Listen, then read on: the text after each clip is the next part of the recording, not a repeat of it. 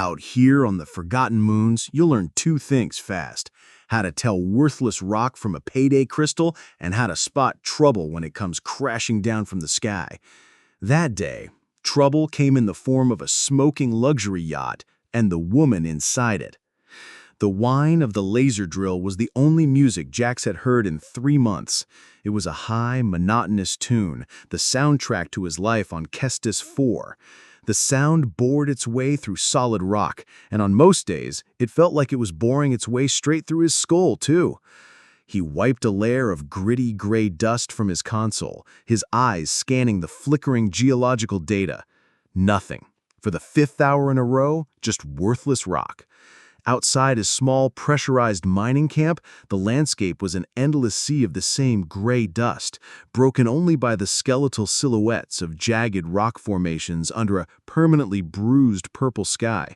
His ship, a rugged transport he'd named the Mule, sat nearby, looking less like a star-faring vessel and more like a dented metal beast of burden that had long since given up on its dreams. "Come on, you dumb rock," Jax muttered to himself, his voice raspy from disuse. "I ain't asking for a jackpot, just not to starve." As if in answer, his console didn't show a glimmer of kyberite crystal, but a different kind of alert. A single amber icon blinked insistently. Atmospheric ionization surge. Detected. Jax leaned back in his worn-out pilot's chair and groaned, the sound loud in the quiet of his camp. Great, an ion storm. Just what my sad little life needed. He'd have to shut down the drill, secure the solar panels, and ride it out. Another 12 hours of lost work, at least. He stood up, stretching his stiff limbs, and began the familiar, tedious process of battening down the hatches. He was halfway through securing an external power conduit when a new sound cut through the rising howl of the wind. It wasn't the storm. It was a scream. The high, tearing shriek of tortured metal fighting a battle it was about to lose. Jax froze, his head snapping up toward the sky. Through the swirling gray dust, he saw it. A streak of brilliant white fire, tumbling end over end through the violent atmosphere. It was a ship, and it was falling fast. It disappeared behind a nearby ridge, and a moment later, a low boom echoed across the moon's surface, a sound so deep he felt it in the soles of his boots. Silence. His first instinct was brutally practical. Not my circus, not my monkeys. Ships that flew into ion storms on uncharted moons were usually running from something, and whatever they were running from was probably worse than the storm itself. Getting involved was the fastest way to get killed. His life was simple, predictable, and safe. He wanted to keep it that way. He turned back to his work, his hands moving with practiced efficiency, but his eyes kept flicking toward the plume of black smoke now staining the purple sky. It was a luxury yacht, he realized, sleek, white, and completely out of place in this godforsaken corner of the galaxy. Not a pirate ship, not a military vessel. He paused, a wrench hanging forgotten in his hand. What if someone was alive in there? Why's my conscience got to be such a buzzkill? He grumbled, the words whipped away by the wind. He threw the wrench into his toolkit with a frustrated clang. His conscience, the most expensive and useless thing he owned, had just made a decision for him. He grabbed his plasma cutter, at a medkit, pulled the thermal hood of his jacket over his head, and stomped out into the storm. The walk was short, but brutal. The wind threw dust into his face, and the air was thick with the smell of ozone and burning fuel. The wreck was a disaster. The beautiful white and gold ship was broken in half, its elegant lines twisted into a grotesque sculpture of failure. Jax approached with caution, his cutter held ready. He scanned the wreckage for any signs of life, but saw only flickering fires and mangled metal. He found the cockpit, or what was left of it, and sliced through the buckled door with a shower of sparks. The inside was a scene of utter devastation, but amidst the chaos, he saw a flicker of movement. Curled in the wreckage of a passenger seat, shielded by a deployed emergency airbag, was a figure. A splash of dark hair against pale skin. A woman. She was clutching a small, heavily protected metallic case to her chest as if it were the most important thing in the universe. As he moved closer, her eyes fluttered open. They were wide, dark, and filled not with relief, but with pure, undiluted hostility. Her gaze darted around, assessing the situation, assessing him. He saw her hand twitch, reaching for a sidearm that was pinned just out of her reach. "Yo, chill, don't blast me," he said, throwing his hands up like he was surrendering to a bar fight. "I'm just a broke rock digger, trying not to make my life suck more. You good?" She didn't answer. Her jaw was set, her body tense. She watched him with the wary, dangerous stillness of a cornered animal. It was clear she saw him not as a rescuer, but just another threat. "All right, tough crowd," he muttered, scratching his neck. "Look, I'm not here to steal your fancy box or whatever. Just trying to keep you from, dying in a scrap heap. No cap." Her eyes narrowed, but she finally spoke, voice sharp as a laser. "You talk too much, rock digger. Get me out of here, now." "Ooh, straight for the jugular," he said, faking a wince. "Bet you're a blast at parties. Hold tight, princess. This janky cutter's all I got." He carefully sliced through the debris pinning her legs. She was light, but hauling her dead weight out of the twisted metal was a struggle. As he finally pulled her free and lifted her into his arms, she let out a sharp gasp of pain, but kept those distrustful eyes locked on his face. "Easy, I ain't dropping you. Though with my luck, I'll trip and we'll both eat dirt. You got a name, or are you just gonna keep mean-mugging me?" She didn't answer, just clutched that metal case tighter. Jax sighed. Yep, trouble. Knew it. With the storm howling at his heels and a sinking feeling that his simple, boring life was officially over, he hauled his unexpected and probably very dangerous new problem back toward the relative safety of the mule. The ramp of the mule hissed shut, cutting off the howl of the ion storm with a sudden, deafening silence. For a moment, the only sound in the cockpit was the low hum of the ship's life support and Jax's own ragged breathing. He carefully lowered the unconscious woman into the co-pilot's chair, the worn fabric groaning under the unexpected weight. It was the first time in over a year that the seat had been occupied by anyone other than himself. The cockpit was his world. It was cramped, cluttered, but ruthlessly organized. A set of precision geological scanners sat next to a half-empty mug of synth coffee. A hydrospanner was tucked neatly into a wall bracket beside a flickering navigation chart. It was the space of a man who worked for a living, not one who entertained guests. He grabbed the med kit from a storage locker and tossed it onto her lap. "Yo, patch yourself up when you're not, passed out," he muttered, scratching his neck. "Gotta make sure this janky ship doesn't fall apart in the storm. No offense, mule." As he turned to the main console, Lena's eyes fluttered open again. She blinked, her gaze slowly focusing on the strange utilitarian surroundings. She saw the med kit, then looked at Jax, her expression a cold mask of suspicion. She didn't say thank you.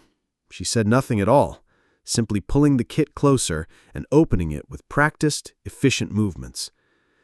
Before Jax could run a full diagnostic, a new shadow fell across the cockpit, eclipsing the faint, stormy light from outside.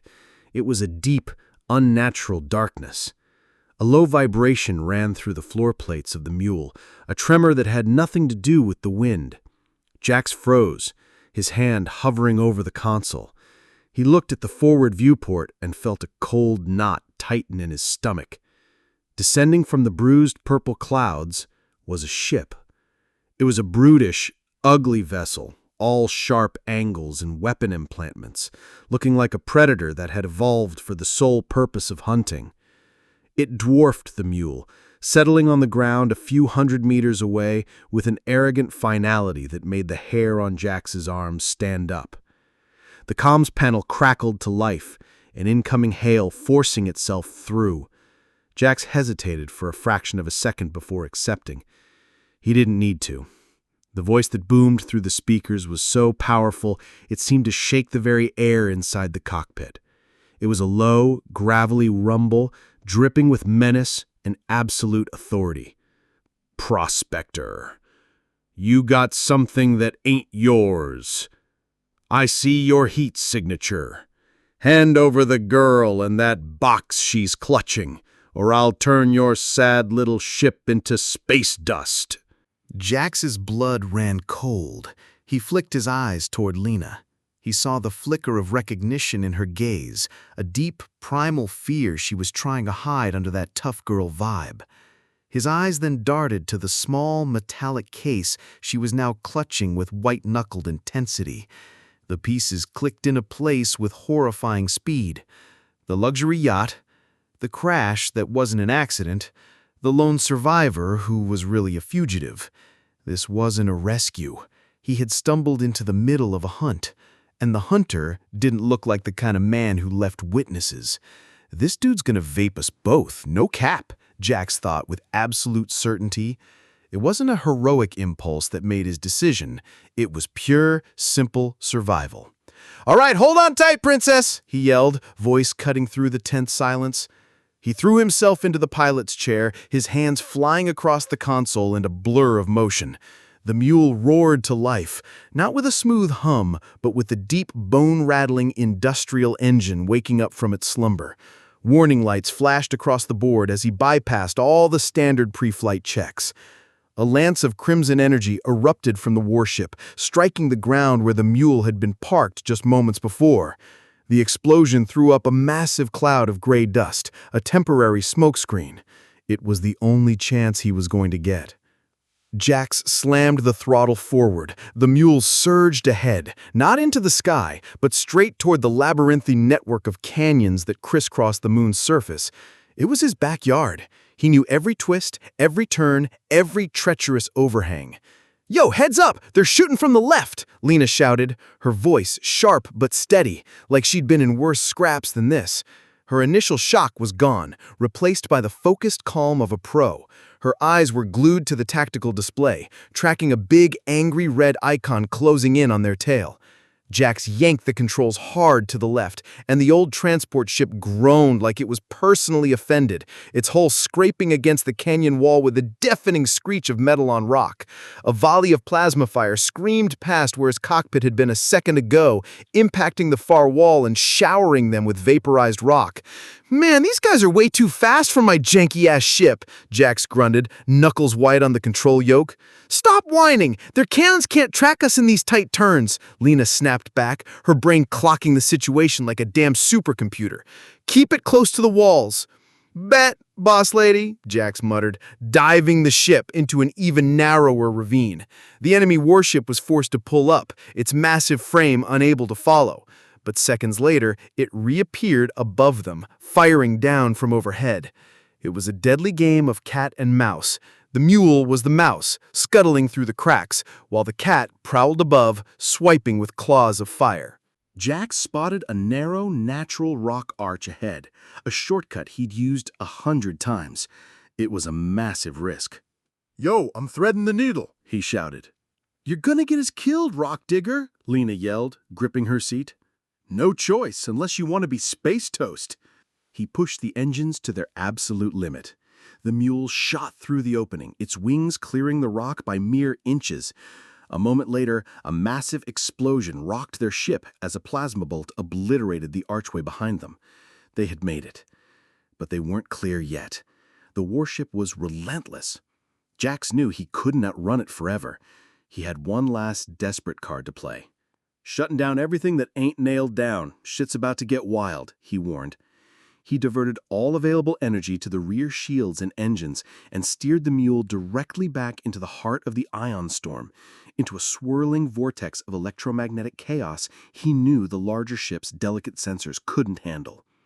The ship bucked and shook violently, alarms blaring all around them. Lena held onto her console, her face pale but resolute. For a terrifying minute they were flying blind, tossed about like a leaf in a hurricane. Then, as suddenly as it began, they were through the worst of it. The shaking subsided. Jax checked the rear scanner. The red icon of the warship was gone. It had been forced to pull back. Silence returned to the cockpit, broken only by the steady hum of the engines and their own heavy, ragged breaths. Jax risked the sideways glance at Lena in the co-pilot's seat. Her dark hair was a mess, and there was a smudge of grease on her cheek. But her eyes held a new light. Not trust, not yet, but a grudging, weary respect. She gave him a sharp, single nod. Guess I didn't totally botch that, for a dude who's basically a pro at digging up worthless rocks. Lena snorted, just barely. Don't get cocky, rock digger. You're still flying a junk heap. Ouch, my ego. Jax clutched his chest like he'd been shot. He turned back to the controls, setting a course for the only place he could think of to disappear, the lawless asteroid belt on the edge of the system. He still didn't know who this woman was or what was in the box she guarded so fiercely. But as the barren rock of Kestis 4 shrank behind them, he knew one thing for sure. His simple life of digging up stones was well and truly over. For 6 straight hours, the only sound in the cockpit was the quiet, steady hum of the mule's life support system. Outside the reinforced viewport, the chaotic swirl of the ion storm had given way to the deep, silent black of empty space, sprinkled with the cold, distant light of unfamiliar stars. They were safe. For now. The feeling was weird, like showing up to a party you weren't invited to. Jack sat in the pilot's chair, his hands moving with a slow, deliberate rhythm over the diagnostic console. The escape had cost him. The mule's portside maneuvering thrusters were coughing like a chain smoker. The primary shield generator was limping at 60%, and his nerves felt like they'd been chewed up, spit out, and set on fire. He could still feel the phantom rumble of Rorik's cannons in his bones. Across from him, Lena had finished with the medkit. A clean white synth-skin patch covered a gash on her forehead, a stark contrast to the grime and exhaustion on her face. She had been silent the entire time, her gaze fixed on the small, metallic case in her lap, her posture ramrod straight. The tension in the small space was thick enough to choke a third passenger. Finally, Jax couldn't take it anymore. He leaned back, the worn chair creaking like it was judging him, and turned to face her. "Yo, spill the tea, lady," he said, crossing his arms. "I just tanked my ship dodging lasers for you. Hull's got a dent the size of my bad decisions, and some psycho warship used me for target practice. Who the hell was that?" Lena didn't answer right away. She studied him, her dark eyes sharp, like she was scanning for a scam. Jack stared back, not budging. He wasn't a hero, and he sure as hell wasn't a threat. Just a dude who'd been dragged into her mess. She looked at his calloused hands, at the janky controls of his ship, and the tired bags under his eyes. He hadn't tried to snatch her box. He'd fought to keep them both alive. She let out a slow breath, her shoulders loosening just a smidge, like she'd decided he wasn't going to stab her in the back. Yet. "Name's Lena Corvin," she said, low but clear. Jax just grunted, waiting for the real juice. "You know Kaelin Corvin?" she asked, tilting her head. Jax's eyebrows shot up. That name hit like a plasma bolt. What, the Butcher of Cygnus X? Pirate lord who made corpos cry for 20 years? That Kaelin Corvin? He stared at her, dread creeping in like a bad hangover. "Don't tell me. He was my dad," Lena said. "No pride, just facts. Kicked the bucket 6 months ago. Rorik," she spat the name like it burned her tongue, "was his right-hand man, trusted. Till Dad was gone, and Rorik pulled a mutiny, jacked the fleet, and tried to lock me into some skeevy political marriage to make himself look legit." Jax rubbed his temples, feeling a headache coming on. "So this is a pirate family drama. Awesome. And that box?" He nodded at the case she was clutching like it was her lifeline. "Let me guess. Your inheritance." "Kinda," she said. With a soft click, she opened the case. It wasn't jewels or credits. Inside, nestled on a bed of black foam, was a flat, crystalline shard. It was dull and gray, but as Lena touched it, a network of soft blue light pulsed to life within, forming a complex, shifting pattern of lines and symbols. It was beautiful, alien, and gave off low-key spooky vibes. "My dad wasn't just a butcher," she said, her voice softening as she stared at the crystal. "He was a genius navigator. Before the pirate life, he explored places nobody dared. This, half of his masterpiece, a star chart etched into a quantum crystal, leads to his first hoard, the OG treasure, hidden before the fleet was even a thing. He called it the Founder's Vault. "A frickin' treasure map," Jax breathed, eyes glued to the glowing light. The old Spacers' stories, the barroom myths, they were real. "Rorik's got the other half," Lena said hard again. "He knows the rough sector, but he can't pinpoint the vault without my piece. That's why he wants me alive, for the map." She looked up, locking eyes with him. "And that's my deal for you, Rock Digger." "Deal?" Jax said, leaning back, suspicious. "You got a ship, you got skills, I saw that in the canyons. Help me beat Rorik to the vault, and you get a cut. Not some cheap finder's fee, a real share." She leaned forward, her intensity filling the cockpit. "A treasure that could buy you 1,000 new ships, Jax. No more chipping away at worthless rocks for the rest of your sad little life." The words hit like a meteor. She was dangling the dream, the one every broke-ass prospector whispered about during long, lonely nights. No more dust, no more nutrient paste. Freedom. His brain screamed to yeet her and that cursed box at the nearest spaceport and bounce. This was a one-way ticket to a shallow grave. But then he glanced around his cockpit, at the cracked viewport he kept meaning to fix, at the flickering life support panel. He thought of the years ahead, the same damn drill whining, eating slop alone, hoping for a score that never came.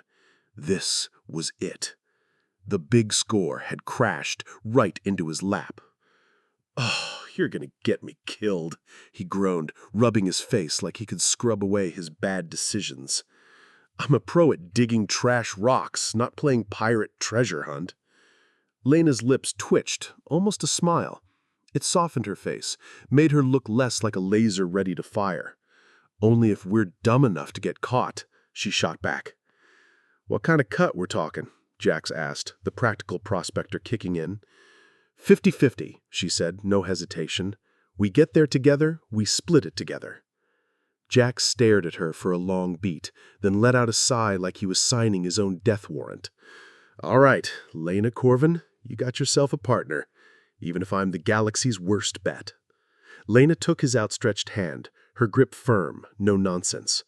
As they shook on it, the cockpit's tension didn't vanish, but it shifted. It wasn't just two strangers stuck together anymore. It was the electric buzz of a shared, dangerous, and stupidly tempting new hustle. "She's thirsty and leaking power like my bank account," Jax grumbled, eyes glued to the blinking red warnings on the engineering console. "That joyride through the storm fried the energy converters and we're running on fumes. We need parts and fuel like yesterday." Lena peered out at the starfield. "Where do we go? Rorik's probably got every corpo port in this sector on speed dial."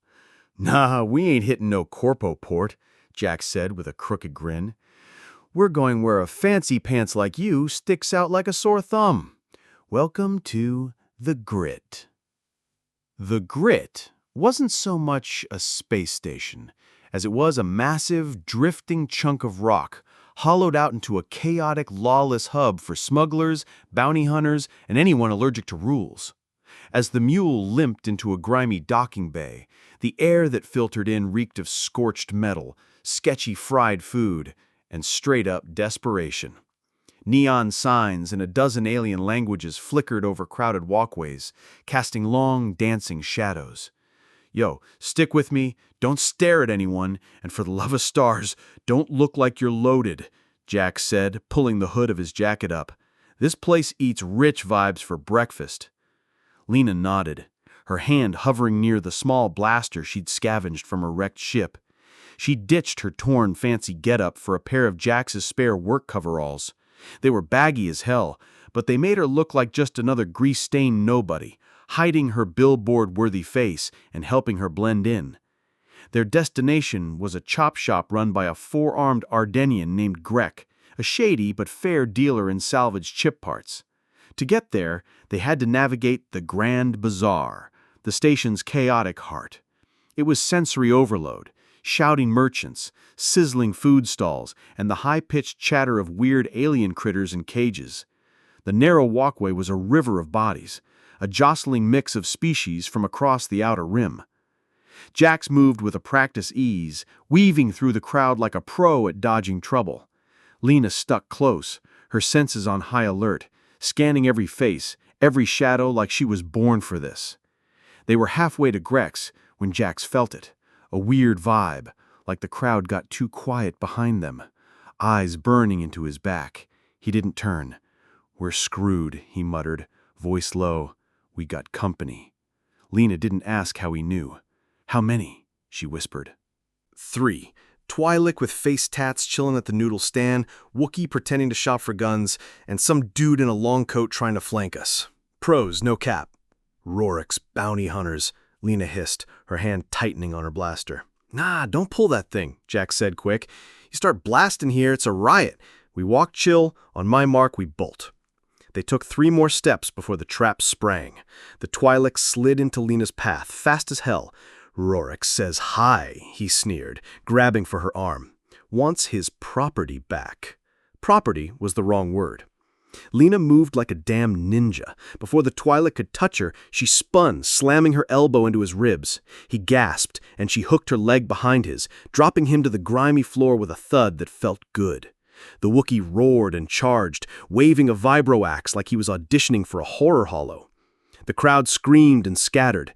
Jax knew he'd get yeeted by a Wookiee in a fair fight. His eyes scanned for a way out and landed on a stall selling janky gas canisters for cheap mining gigs, stacked in a shaky pyramid. "Lena, duck!" he yelled. While the Wookiee zeroed in on him, Jax grabbed a metal pipe from a junk pile and chucked it at the canister stack's base, praying he wasn't about to blow himself up. It worked. Too well. The pyramid collapsed. One canister popped open, hissing, then boom! A shower of bright sparks and thick, nasty smoke. The whole stack went up, creating a wall of chaos and stench. The Wookiee roared, lost in the smoke. The third hunter, the coat guy, got trampled by the panicked crowd before he could draw his blaster. "Now!" Jack shouted, snatching Lena's hand. They dove into the madness, knocking over carts of weird-smelling fruit, ducking under tarps, sliding across floors slick with spilled alien booze. The bounty hunters were on their tail, cursing loud enough to wake a coma patient. They couldn't head back to the docking bay. That'd be suicide. Jack spotted a small, unmarked maintenance door, a relic from a past visit. "In here!" he yelled, dragging Lena toward it and slapping the emergency release. The door hissed open into a dark, narrow corridor. They slipped inside as it slammed shut, plunging them into near-total darkness. They stood in the silence of the maintenance tunnel, hearts pounding, listening to the muffled riot fade outside. Safe. For now. The adrenaline drained, leaving Jax feeling like he'd been hit by a freighter. Then he noticed a sharp sting in his left forearm. He looked down. A deep gash was bleeding through his jacket sleeve. One of those bastards must have nicked him in the scuffle. "Ah, crap," he muttered, leaning against the cold wall, trying to rip a strip from his shirt for a bandage. "This is why I don't do hero shit." She stepped closer. In the faint light from the ventilation grate, her face wasn't the cold warrior mask anymore. There was real worry in her eyes. "Let me handle it," she said, kneeling and popping open the med kit she still carried. Her movements were as sharp as in the fight, but now they were careful, almost gentle. She took my arm, cleaning the wound with an antiseptic wipe, her brow furrowed like she was diffusing a bomb. I watched, quiet for once.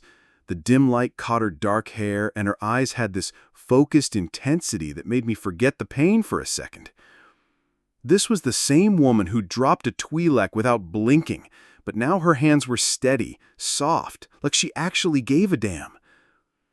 She slapped on a biopatch, the gel hissing as it sealed the gash and numbed the sting. The clean patch looked out of place next to the grime and faded tattoos on my arm. Her hand lingered on my arm a beat longer than it needed to. She looked up, her dark eyes meeting mine in the dim light. The space between them felt electric, like the galaxy's noise had faded, and it was just us in this grimy tunnel. The last bit of ice between us didn't just crack, it melted. I wasn't just some random pilot, and she wasn't just a job. We were Jax and Lena, partners. My heart was pounding louder than it had in the chase. No cap. "Thanks," I croaked, voice rougher than the mule's engines. Lena gave a small, tired smile, the first real one I'd seen. It lit her up like a damn star. "Partners, remember?" she said softly. "We got each other's backs." The silence on the mule was different now. After their wild escape from the grit, the quiet wasn't thick with side-eye anymore. It was chill, like two tired buddies sharing a beat-up couch. They found a vibe. While Jax piloted them toward a sketchy, uncharted asteroid field to lay low, Lena sorted their pathetic stash of supplies and cleaned her blaster with a laser-focused calm. "Yo, let's see if this fancy map of yours is worth the hype," Jax said, breaking the silence as he set the ship on a lazy, drifting course. Lena nodded, popping open the metallic case. She handed him the glowing crystal shard. In his rough, calloused hands, it felt like holding a damn butterfly. He brought it to the main console, turning it over, eyeing the shifting blue lines inside. "It's pretty as hell," he admitted, "but it's useless if my janky-ass computer can't read it." He spent the next hour cursing under his breath, tinkering with the nav computer's interface, trying to get the ancient crystal to vibe with his beat-up tech. Lena watched, occasionally pointing out a diagnostic reading he'd missed, like she was his tech support.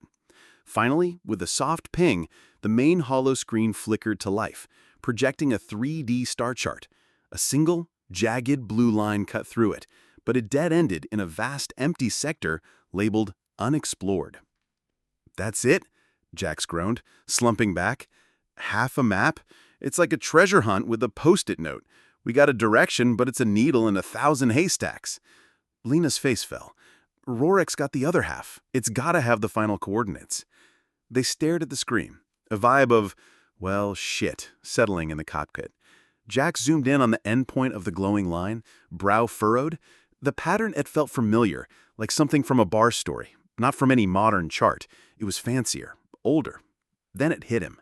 He remembered skimming old Spacer's logs, nerdy tales from the first Outer Rim explorers. "Your dad wasn't just a navigator," Jax said, a spark in his voice. He mashed commands into the console, pulling up a dusty database he'd snagged years ago, a library of ancient stellar maps nobody cared about but him. He overlaid the old charts with their half map. For a second, nothing. Then, with another ping, the maps locked together. The blue line from Lena's crystal snapped into a faint, ghostly pathway on the ancient chart, pointing to a single, unnamed star system in a region marked hazardous. And, on the edge of that system, one planet. "Xylos," Jax read out loud, squinting at the screen. The database was bare bones. Uninhabited, tectonically unstable, flora and fauna classified as try-me, all travel ill-advised. "Perfect spot to stash a treasure," Lena said, a slow grin creeping across her face. The journey to Xylos took 3 long hyperspace jumps. The cramped ship forced them closer, and the silence turned into chatter. They shared meals of nutrient paste and stale crackers, not on opposite sides of the cockpit anymore, but on the tiny fold-out table, like actual humans. "So," Jack said one evening, poking at his sad paste, "what's the first thing you're doing when you're drowning in credits? Buy a moon, gold-plated blaster?" Lena stared out at the swirling blue-white tunnel of hyperspace, thoughtful. "Something boring," she said. "A little house on some quiet ag moon. Real rain, green stuff that doesn't try to eat you. Wake up without checking for bounty hunters. Just peace." Her dream was simple, raw, and hit Jax right in the feels. She flipped it back. "You, rock digger. New ship? Your own fleet?" Jax snorted. "Hell no, fleets are paperwork nightmares." He paused, thinking. "I'd get this old girl a new engine, maybe shields that don't crap out when I brew coffee. Then, I don't know, find a chill asteroid, set up an auto mine to do the grunt work, kick back on a porch, stare at the stars, no stress about my next bar tab." They were chasing the same thing, a quiet life. That realization was like a spark, making them click in a way they hadn't before. Their vibe got lighter. One afternoon, Jax was wrestling a power converter, muttering curses. Lena watched him flail for 5 minutes, then strolled over, pointed at a tiny pressure valve, and said, "That's supposed to be open, genius." Jax froze, glanced at the valve, then at her. He opened it, and the converter hummed to life. He stood there, covered in grease, looking like a busted droid. "You're welcome," Lena said, smirking like she'd just won a bet. "I was totally about to get that. Just testing you, pirate princess." "Sure you were, dirt digger," she shot back, and they both cracked up, the laugh easy and real. They weren't just partners anymore, they were buds. When they hit the Xylo system, the mood flipped to awe and nerves. The planet was a stunning emerald green jewel swirling with thick white clouds. But as they entered the atmosphere, the mule started shaking like it was auditioning for a disaster flick. "Yo, this atmosphere's drunk," Jax yelled, wrestling the controls. "Compensate for the magnetic interference southwest quadrant," Lena shouted, eyes glued to the sensors, co-piloting like she'd been doing it forever. They moved like a damn machine. He broke through the cloud cover and guided the mule into a small hidden clearing deep in a lush, freaky jungle. He powered down the engines, and a thick silence crashed over them. He opened the ramp. The air hit like a wet blanket, humid, heavy, alive. It smelled of damp earth, weird flowers, and something wild and musky. The jungle was a solid wall of impossible green, pulsing with a deafening chorus of alien bugs and distant roars from God knows what. It was the most gorgeous and pants-shitting place Jax had ever seen. He checked his trusty plasma cutter's charge. Beside him, Lena drew her blaster, the soft click of the safety loud in the humid air. The map had led them here. The treasure was close. "Well," Jax said, staring at the scary-ass jungle, "guess the chill part is over. Time to see if I'm as good at treasure hunting as I am at sucking at life." The entrance to the temple was a gaping maw of stone, half choked by the jungle's relentless green vines. It breathed out a cool, musty air that reeked of damp earth and centuries of dead silence. Jack sparked up a high-intensity flare, its harsh chemical light cutting through the oppressive darkness, revealing slick walls carved with weird, faded symbols that gave off sketchy vibes. "Yo, after you, princess," Jax quipped, his voice bouncing too loud in the creepy stillness. Lena rolled her eyes, gripping her blaster. "Keep up, dirt digger, or I'm leaving your ass to haunt this dump." The path dragged them down into the planet's crust. The air got colder, heavier. The only sounds were the soft scuff of their boots and a steady drip, drip, drip of water echoing from some dark-ass corner. "This place is giving me major heebie-jeebies," Jax muttered, his flare casting long, freaky shadows that messed with his head. "Feels like it's staring at us, no cap." "It is," Lena whispered, pointing her blaster at a barely visible pressure plate poking up from the floor tiles. Old pirate clans didn't mess with digital locks. They liked their traps permanent. They moved slow as hell, like a tense, silent dance. Jax, with his prospector's eye, spotted the sneaky signs of danger. A wobbly flagstone, a weird discoloration in the rock, a faint scratch where some ancient trap had gone off. "Yo, watch your left," he'd murmur. "Ceiling looking sus right there." Lena glided through the path he cleared, stepping over tripwires and hugging walls to dodge dart traps hiding in the shadows. Once, her floor crumbled under her, revealing a pit lined with spiked death. Jax's hand shot out, yanking her back from the edge with a grunt. "Thanks," she breathed, heart pounding like a drum. "Anytime," Jax said, his grip lingering a beat too long before letting go. "Just, don't yeet yourself into any more spike pits. My paperwork game's weak as hell." She shot him a look, half grateful, half annoyed. "Real funny, rock digger." They pushed deeper, the air thick, the silence deafening. They passed through massive empty chambers that screamed ancient rituals, their footsteps echoing like ghosts. The traps got nastier, forcing them to sync up like a damn machine. To clear one doorway, Jax propped up a crumbling ceiling with a scavenged beam while Lena sprinted across a timed pressure plate puzzle. She made it with a hair's breadth to spare, turning to watch Jax drop the beam and scramble through as tons of rock crashed down behind him, sealing the path. No going back now. They stood in the darkness, breathing hard, dust settling around them.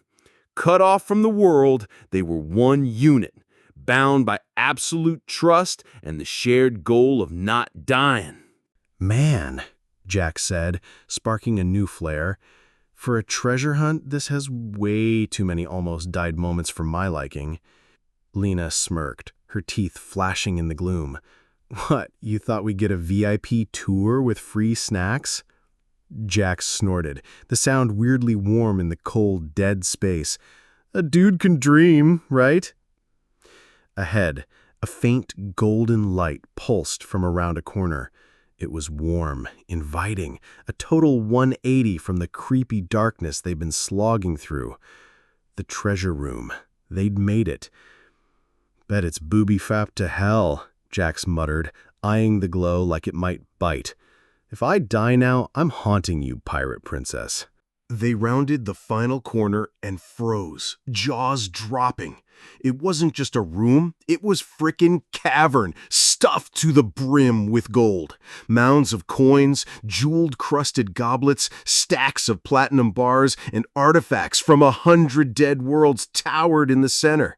The treasure sparkled, throwing warm golden light that danced across the walls. It was a fortune that could buy half the galaxy. It was so shiny they almost missed the assholes on the other side of the loot pile. Yo, look what the space rats dragged in, a voice sneered, low and smug as hell, echoing through the cavern. Rorik stepped out from behind a gold mountain, a nasty grin plastered on his face. He wasn't solo. 12 of his meanest-looking pirates fanned out behind him, weapons up and ready. Gotta hand it to you, Lena, Rorik went on, eyes glinting with greed. You got your daddy's brains. Figured I'd let you dodge all them traps for me. Saves me the hassle. No cap. It's done, Rorik, Lena said, voice steady as she raised her blaster. Grab what you can carry and bounce. You don't gotta make this messy. Oh, little princess, you still don't get it. I ain't here for pocket change. I want the whole damn haul, and your head on a stick to show the fleet the Corvin name's dead. He jerked his head at his crew. Waste the dude, bring me the girl and her map. The cavern lit up with blaster fire, bolts screaming like a laser storm. Jax and Lena dove behind a massive stack of platinum bars, crimson shots sizzling where they just stood. Solid plan, genius, Jax yelled over the chaos, sarcasm dripping. Got any other bright ideas, or we just dying today? Stay alive, rock digger, Lena shouted back, popping off a clean shot that sent a pirate ducking for cover. They were screwed, outgunned bad. For every shot they got off, a dozen came back. Jax knew a straight fight was a death sentence. His eyes flicked around, not at the pirates, but at the cavern itself. He was a miner, he knew rock, and he clocked something Rorik's greedy goons missed. Yo, the ceiling, he yelled to Lena, pointing with his cutter. Those support pillars? Natural rock, but they're cracked to hell. He spotted a massive stalactite hanging right over the pirates trying to flank them. It was a Hail Mary. Cover me, princess, he shouted. Lena unleashed a barrage, forcing the pirates to eat dirt. It bought Jax the window he needed. He aimed his plasma cutter at the stalactite's base, not at the goons, and held the trigger, pouring a white-hot beam into the ancient rock. For a second, nothing. Then, with a deep crack that shook his bones, the stalactite broke free. It crashed down with a roar, flattening 3 of Rorik's men under tons of rock and blocking their path like a middle finger from the gods. Take that, suckers, Jax whooped, but Rorik wasn't laughing. You pathetic rock scraper, Rorik bellowed, charging like a pissed-off rancor. Lena, now, Jax yelled. With Rorik locked on Jax, Lena sprang from cover, meeting the pirate lord head-on. It wasn't a shootout, it was a straight-up brawl. She was fast, dodging like a pro, but Rorik was a tank, swinging a vibro knife that could carve a speeder in half. Jax saw his shot. While Lena kept Rorik busy, he scrambled up the treasure pile, heart pounding. He scanned the floor, those ancient cracked tiles, and remembered the dripping water, an underground lake. He grabbed his heavy industrial pickaxe, his old mining buddy, and with a desperate yell, slammed it down on a big-ass flagstone right in front of Rorik. The stone cracked. He hit it again. It shattered, revealing not dirt, but a dark, churning pool beneath. The pressure shift was like a bomb. A geyser of ice-cold water exploded from the floor, not hitting Rorik, but wrecking the ground under him. The tiles gave way, sucking him and his remaining goons into the black abyss of the lake. Their screams cut off as rock and treasure collapsed on top, sealing the chasm like a cosmic game over. Silence slammed into the cavern, broken only by the hiss of the geyser and the deep, ominous groan of the temple itself, like it was pissed they'd wrecked the place. "Yo, we alive?" Jax panted, leaning on his pickaxe, staring at the chaos. Lena, catching her breath, shot him a look, half exhausted, half impressed. "Nice move with the floor, dirt digger. Didn't know you had it in you." "Bet you say that to all the broke-ass miners," Jax grinned, wiping sweat off his face. "But, this place sounds like it's about to yeet us into next week. We're grabbing this gold or what?" "Jax, look out!" Lena screamed. The groaning got louder, like the temple was throwing a tantrum. A massive crack snaked across the cavern ceiling. They just smoked Rorik, but their win was short-lived. They had traded one death trap for a bigger one. "Yo, we gotta bounce," Jax yelled, grabbing Lena's arm. "Grab the shiny stuff now." No time to be choosy. They shoved their pockets and bags with whatever glittered. Handfuls of coins, tiny golden idols, fist-sized jewels. It was a fortune, but it felt like pocket change compared to the tons of rock about to yeet them into next week. They sprinted back the way they came, the floor shaking like a bad hyperspace jump. Traps? Screw 'em. The temple was self-destructing, setting off every dart and spike pit at once. Darts pinged into collapsing walls, and pits got buried under debris. They ran on pure adrenaline, fueled by the caveman urge to not die. They burst out the temple's entrance into the humid jungle air, just as the whole damn place collapsed with a roar that shook the planet, sending a plume of dust and ancient history sky high. They didn't stop running till they hit the clearing and saw the mule, looking like the best damn sight in the galaxy. They scrambled up the ramp, Jack slamming the controls to seal the door behind them. Inside the cockpit, they collapsed against the bulkhead, gasping like they'd outrun a rancor. They were alive, covered in dust, grime, and a few extra bruises, but alive. The silence in the ship was heavy, like the universe was holding its breath. Jax, still panting, dug into his pocket and pulled out a fist-size emerald, flawless and glowing green in the cockpit's dim light. Lena, not to be outdone, yanked out a small golden bird with ruby eyes that sparkled like it was alive. They stared at their loot, then at each other, and they lost it.